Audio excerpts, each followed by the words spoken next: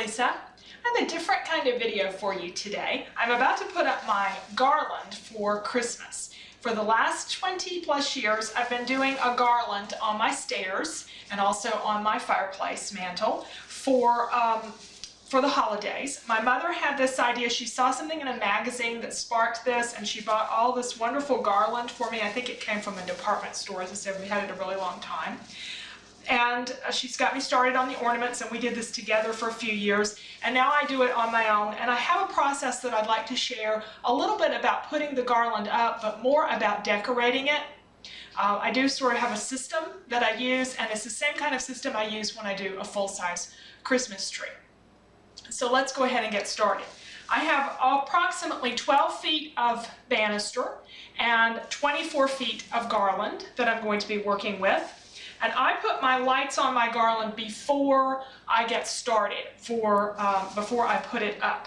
I also have one additional piece of garland that already has the lights on it, and you'll see in a little bit why I have this separate piece that I'm going to use up at the top. Putting the lights on this way to me is just a little bit easier and faster because I have the garland spread out over my stairs, and then I'm just wrapping the lights around it. You can of course put your lights on after your garland goes up if you wish. And I've got 3 strands of lights here that are about 100 lights per strand for the 24 feet of garland, and then the other piece has a separate set of lights on it. I'll just finish them off by kind of wrapping them over the end of the garland.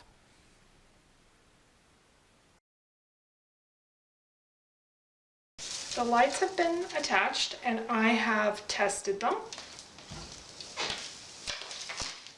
So the next thing to do is to figure out how I'm going to swoop this. So I'm going to have one to come down here, one to go over on that side, then come back around here, and there'll be another one that goes up on this side. So I have 3 swags on this side, and I need to divide this into 3 sections. So what I've done is I've counted spindles, and that helped me to figure out where to put things, and I'm also double checking with my tape measure.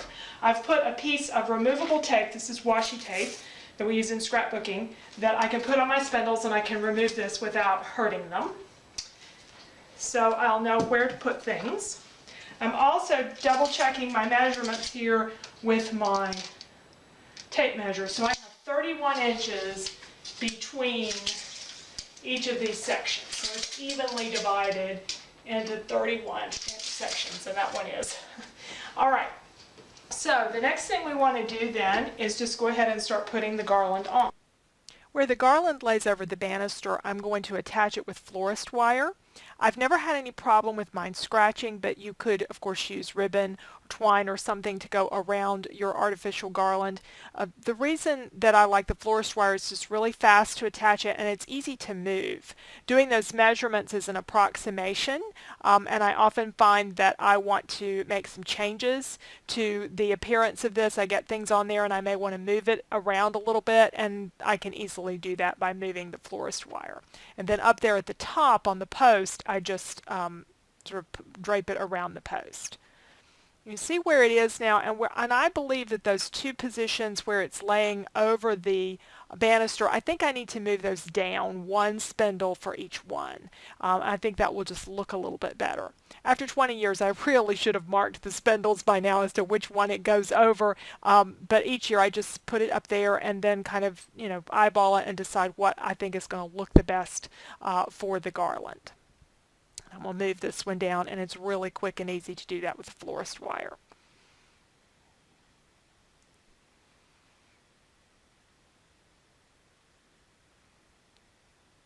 Kind of see the whole thing here. And we've turned the lights on, and then the fluffing of all of these branches out. And I don't want them to come completely straight out. I give a little curve to the end of each of the pieces of greenery. I think that looks more natural, and you can also then hang your ornaments from those little branches that way. And it's an opportunity to adjust lights and whatnot. And then we have this one piece. It's a think it's a 5 feet long piece to go up here at the top. This was Mother's idea so I would have a nice balance in the number of swags. We have 5 swags total. I've covered my dining room table with an old sheet and have begun unpacking all the things that will go up on the garland. I may have a few more things here than I'll use, but I'd like to have as much out as possible. And I've got them sort of in the order that I'm going to use them on the garland. The things over here on the edge of the dining room table that are closest to it are some of my larger items that I'll be using first. And you'll see how I work with those, including the ribbons that I'm going to use are over there.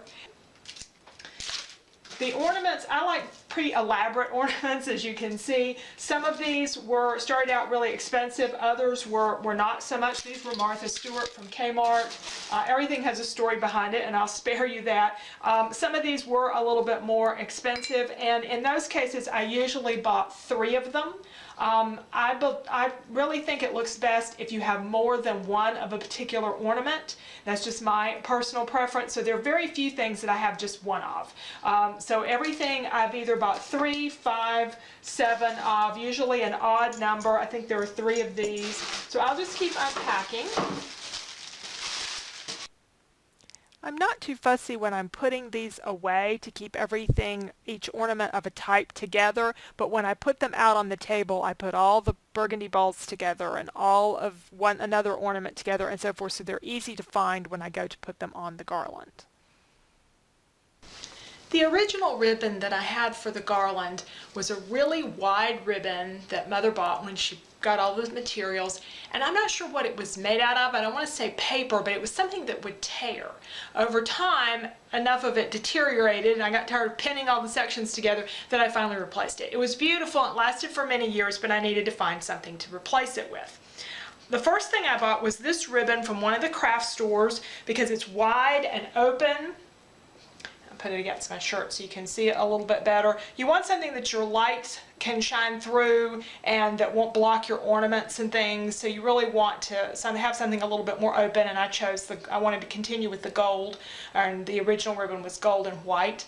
This was also inexpensive, and that was a big criteria because I had to buy a lot of ribbon. So I used that for a few years until I came across this, and I bought this on a clearance sale of Christmas merchandise at a Christmas specialty shop. It wasn't inexpensive, but it wasn't terrible with the discount for being either right before or right after Christmas, and it is a gorgeous ribbon, and I have a lot of it. So it's the one that I have started using. I'm going to show you 2 methods for putting the ribbon on.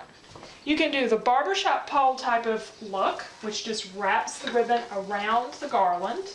And I try to keep it fairly loose. I'm just going to demonstrate it here. I would normally start over on the end.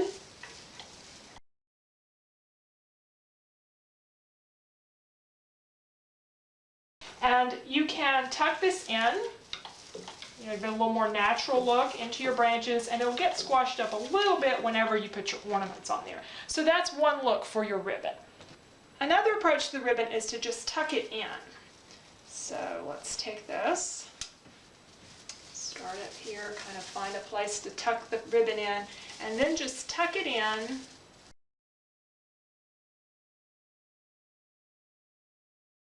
This is faster. And it's really fast when you get done with your garland to pull your ribbon off.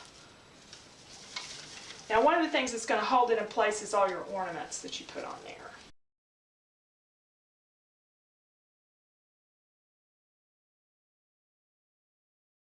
Now, if I do this, since it doesn't take as much ribbon to do this, I usually take some more and do the other side. So I have 2 of these going across. So those are just 2 different looks for your ribbon. You'll see the 2 different versions of ribbon, and I've decided to use the first one for this, so I'm going to apply that to the whole garland, and you can see it all finished here as it wraps all the way around the garland, and I use 3 to 4 times the length of the garland in ribbon. So when I'm buying ribbon, I always buy some extra because I very well am going to need it. Pulling out some things here for the post at the bottom and at the top of the stairs. Those parts of the banister will get the most attention. This is a floral piece. I did buy it at a Christmas shop, but it's still I guess we'd consider it part of floral decorations. I have these two cherubs, and they kind of face different directions, so I picked the one that I thought would work the best here. And I'm hanging it right now, but I end up having to use some florist wire to get it to go where I need it to go. Florist wire is magic when you're putting things on to control where everything is going to go. The large gold star was originally something I had on the top of my Christmas tree, but I don't do a tree anymore, a big tree. I just do a small tabletop tree. So I've moved some of those ornaments over, and they're part of what makes my garland a little more elaborate since I don't do a tree. So here I am tying the cherub up a little bit higher and then putting the decoration back in place. I put things on, I don't really have to tie them down too strongly. I don't have any small children. I don't have any pets in the house. So, you know, things stay pretty much where I put them. And again, some more floral decorations to add a little bit of color to this. And I have one hanging ornament. I've got a gold one there that was just a single ornament that I had. I thought would fill in that space, and that purple one to add some color. Then in the areas that lay over the banister in the middle, they get a poinsettia, these kind of elaborate grapes that I have, and another small cherub. And then there's one other ornament that we'll discover later on that's going to go over those.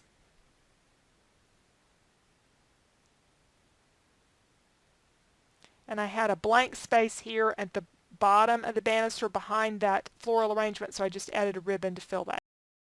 Now it's time to start decorating the body of the garland, and what I want to do here is start to build a foundation. If you're just starting out creating a garland, buying all the stuff for it, these kind of decorations are wonderful because they're inexpensive. They come in a lot of different sizes. They're just these large, solid glass balls. These particular ones came from Hobby Lobby, but I've bought them everywhere because it's where I've always started with a tree, with some kind of solid, either they used to make the satin colored covered balls. I don't know if they still do those or not, but something that's solid that can kind of fill in a large area. So those work really well. Also, in my case, I have a lot of these. These were some of the original ones that my mom purchased, I think, at a department store. She's been known to actually climb up on displays and take the ornaments off of the display trees after Christmas when everything was on clearance to get enough of something. So I don't know if she did that for these, but she also got me these, which I think are just gorgeous. But since they are tone on tone, just a lot of solid color, these can build a really good foundation too. So I'm going to start with these two. I have quite a few of them, and build my color there, and then we'll see if we need to add some more color with ornaments like these. I like to add typically one ornament type at a time so I can spread it out evenly through the garland. That way I don't get too much of one thing in one place. I do the things where I have to climb up on the ladder. Sometimes I'll add 3 or 4 ornaments of different types at one sitting, so I don't have to keep, or one climbing, so I don't have to keep climbing up. I'm leaning against using anything else for the foundation. I have these and the gold, and then I added these. I've got 5 of those, but I have those on, and I think I have enough for a foundation because I'm going to have a little bit more color with these. I have 5 of these. I've had a very long time. They're very fragile, so I try to be really careful with them because I have dropped and broken them before. And since I have 5 and I have 5 swags, that's roughly how I'm going to place them on the garland so I can get them evenly divided out. I want these to hang down some, but I really like them to be kind of part of the whole thing so they're not just completely hanging down from the bottom. So you'll see most of the time I'm choosing spots where they're kind of going up the side of that swag.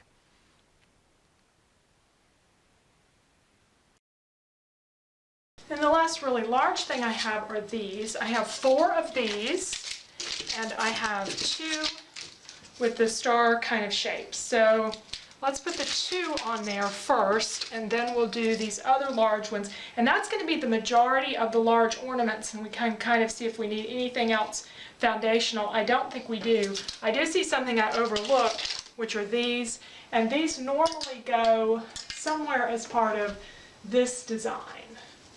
Tend to do these kind of with the big arrangement, somewhere close to those. Spreads things out.